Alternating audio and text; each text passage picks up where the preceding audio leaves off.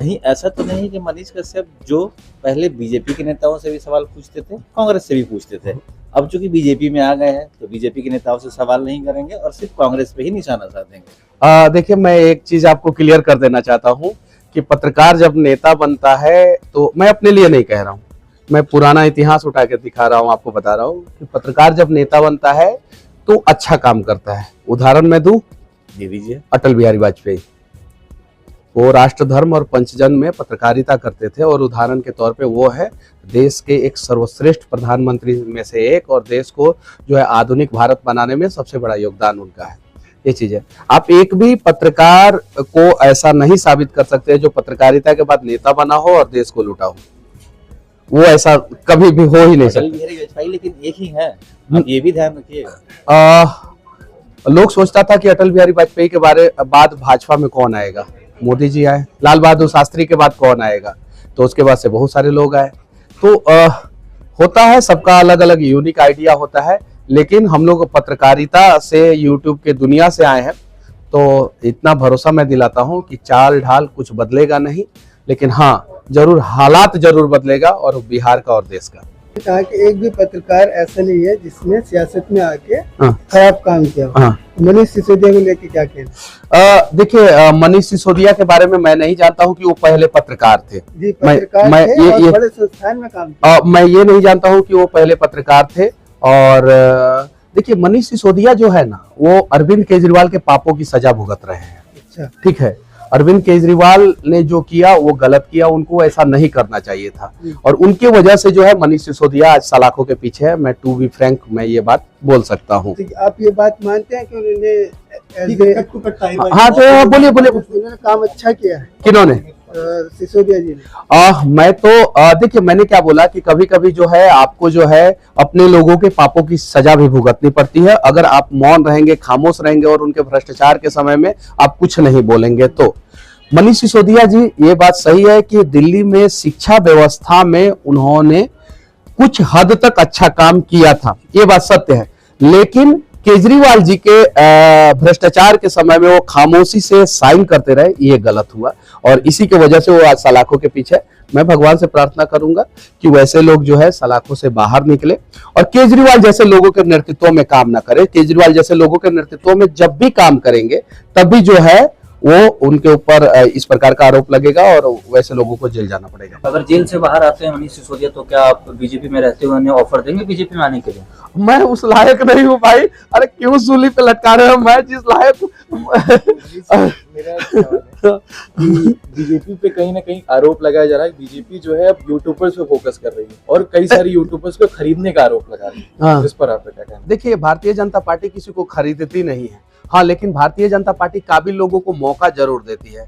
आप काबिल होंगे, आपको मौका मिलेगा। लेकिन अगर आप कांग्रेस में जाएंगे तो आपको अपनी काबिलियत को जो है राहुल गांधी के काबिलियत के नीचे रखना पड़ेगा। उससे ज्यादा काबिल बनने का प्रयास करेंगे, आपको जो है वहां से हटा दिया जाएगा। सचिन पायलट की स्थिति देखे आपने, वहां पे राजस्थान में उनकी क्या कर दी गई, और भी बहुत सारे काबिल नेता बनने का प्रयास किया कांग्रेस में, उनकी स्थिति क्या कर दी गई आप सभी को पता है।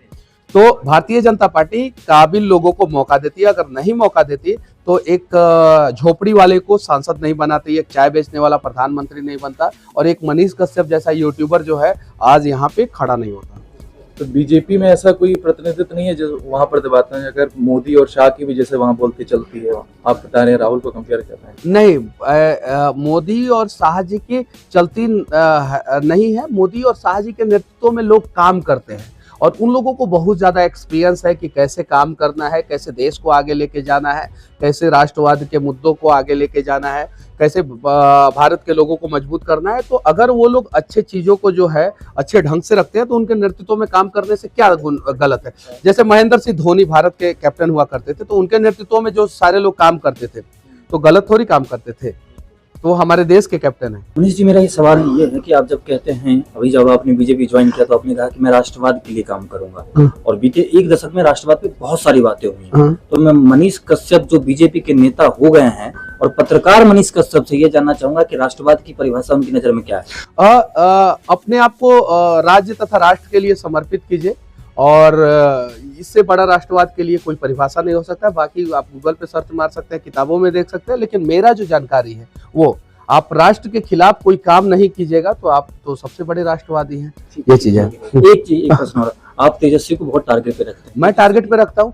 गलत सवाल है। नहीं, गलत सवाल है। एक मैं सुनिए पहले लेट मी क्लियर। मैं आपको अगर 9 महीना जेल में डाल दूं, उसके बाद आप जेल से निकलने के बाद क्या करेंगे? और 45 डिग्री टेम्परेचर में एक रूम में आपको बंद करके बिना पंखे का रख दूं और कोर्ट आपको बाइज्जत बरी कर दे, कहे कि नहीं मनीष तुम निर्दोष थे और तुमको जो है गलत में तुम सजा भुगते हो, ये चीज है। अगर कोर्ट ऐसा कर दे तो उसके बाद आप क्या कीजिएगा? ओम जय जगदीश हरे तेजस्वी जी नौवा फेल आदमी जो है, आप बहुत अच्छा काम किए थे मेरे साथ, ये करेंगे आप करेंगे? 2 दिन जेल चले जाइए। तेजस्वी के बारे में कोई एक बात जो अच्छी आपको कुछ लगी हो तो आप बता दीजिए। मैं तो एक पत्रकार होने के नहीं तो नहीं, क्यों नहीं बता सकते?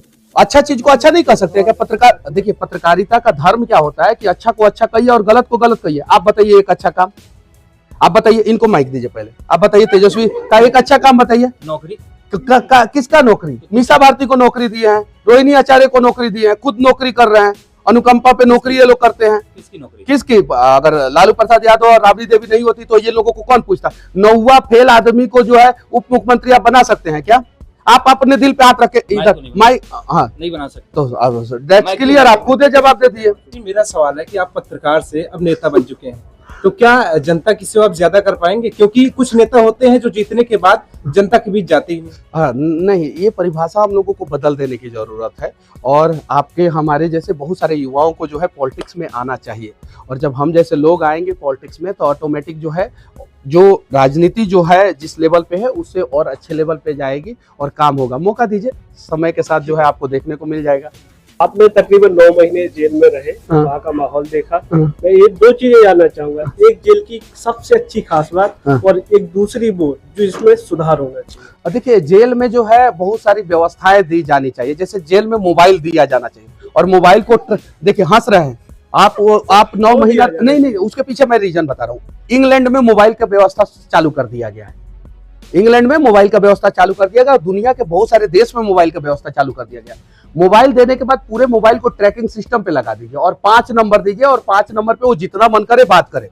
कॉन्फ्रेंस सिस्टम नहीं होना चाहिए। वो माँ का होना चाहिए, बीबी का होना चाहिए, बच्चे का होना चाहिए, वकील का होना चाहिए, सिर्फ 5 नंबर, उससे ज्यादा नहीं। और पूरा मोबाइल ट्रैकिंग सिस्टम पे कि आप जो भी बात कीजिएगा, जो भी मैसेज कीजिएगा, वो सारा का सारा ट्रैक होगा। उससे जो है आप अपराधी अगर हैं तो आप सुधरना चाह रहे हैं कि बिगड़ना चाह रहे हैं, ये सारी चीजें जो है सरकार को पता रहेगा। और इसलिए जो है आज यूरोप के देशों में अपराध की घटनाएं कम हो रही है।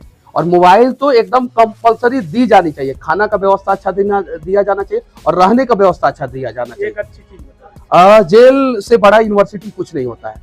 वहां पे अगर आप गए और सुधरना चाहें तो आप जो है इतिहास बना देंगे। ये जेल की अच्छी बात है, खास बात है। मेरा सवाल ये है कि जैसे मैं आपको बहुत पर्सनली फॉलो करती थी, अब आपने बीजेपी ज्वाइन कर ली है, तो क्या आप बीजेपी के लिए ही बोलेंगे, हमारे लिए भी? आपके लिए भी बोलूंगा। आपको क्या समस्या है वो बताइए, उस पर भी बात करूंगा। बताइए। अभी जैसे यंगस्टर्स है वो पॉलिटिक्स से दूर भागते हैं। क्यों भागेंगे?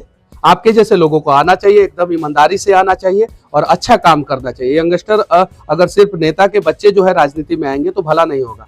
आप जैसे इन जैसे हम जैसे लोगों को राजनीति में आना चाहिए और अच्छा काम करना चाहिए राजनीति में। और जैसे करियर के रूप में हम लोग IAS IPS बनते हुए अपने आप को अपना करियर अच्छा देखना चाहते हैं, सरकारी नौकरी में अच्छा देखना चाहते हैं, तो यहाँ पे भी सैलरी मिलता है, अच्छा खासा सैलरी मिलता है, उससे आपका परिवार चल सकता है।